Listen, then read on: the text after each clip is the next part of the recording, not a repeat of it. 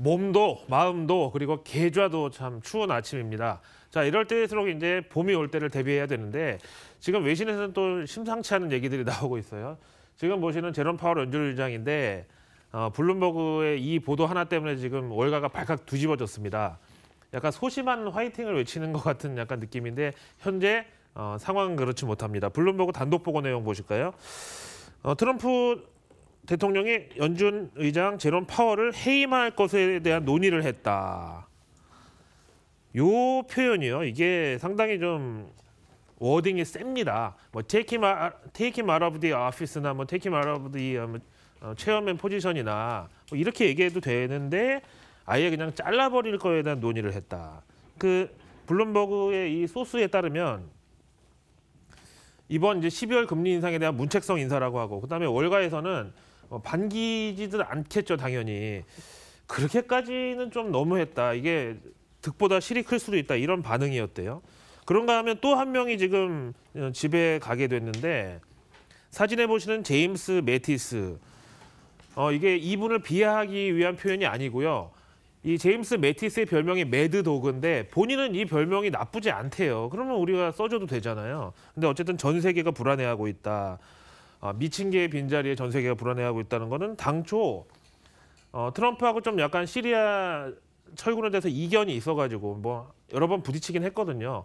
3월 경질설이 있었는데 그냥 바로 1월 달에 잘리는 걸로 지금 얘기가 나왔고 워싱턴에서는 다음 타자는 도대체 누구냐. 여기서 다음 타자라는 건 사실 좀 중의적인 의미인데 다음에 올 사람 혹은 다음에 또 잘릴 사람은 누구냐 좀 이런 것 때문에 시끄럽대요. 자, 그다음에 셧다운 얘기 좀 들어보겠습니다.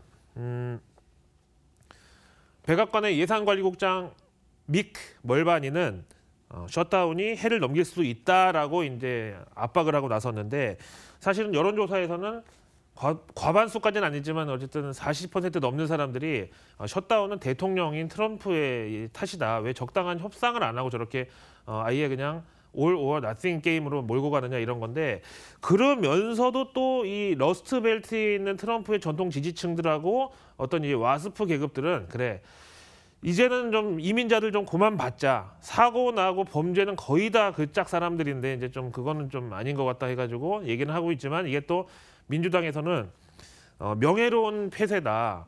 그다음에 이제 저렇게 미국이라는 나라가 자기 나라가 어려워서 넘어오는 난민들이나 빈민들을 우리가 안 받아준다면 어떻게 월드폴리스라고 할 수 있겠느냐 좀 이런 시각이 있다 보니까 샤이 보수들은 은근히 저게 또 싫으면서도 이제 좀 이렇게 내색은 못하고 좀 이런 거다 보니까 지금 트럼프 쪽에서도 재선을 염두에 두고 좀 이런 사람들의 어떤 표심 읽기에 지금 상당히 지금 긴밀한 상황이라는 거네요.